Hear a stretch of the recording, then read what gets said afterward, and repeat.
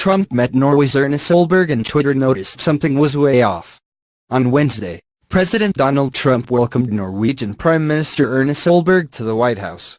And before too long, the denizens of social media picked up on a pretty stark contrast between the two world leaders, namely, Twitter thinks the Norwegian PM speaks better English than Trump does.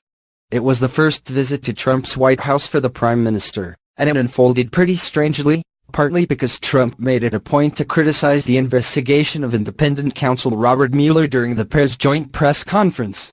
This is far from the first time Trump has done something like this. Last June, he attacked former FBI Director James Comey during a joint presser with the president of Romania. Setting aside the content of what Trump said, however, plenty of people concluded that on the basic matter of speaking fluent English, Trump was outdone by Solberg, herself not a native speaker.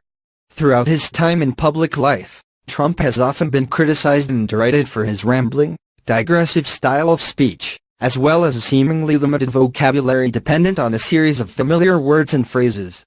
Basically, it's no surprise that people on Twitter took notice, and made some fun out of the situation. According to the English Proficiency Index released in 2016, Norwegians rank as the fourth strongest non-native English speakers. Trump, for his part, has a long history of rambling statements, run-on sentences, and digressions that make very little grammatical sense. In an interview on Wednesday with the Washington Post, Solberg told reporters that Norway, like the United States, is still grappling with the specter of Russian interference in the political process.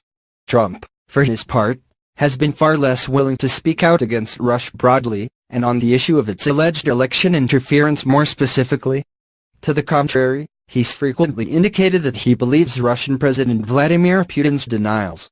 As for the content of their meeting, Trump and Solberg reportedly discussed trade, national defense, and climate change. Trump's notoriously stilted way of speaking has, over the past several months, led some mental health professionals to speculate over whether he's suffering from cognitive decline.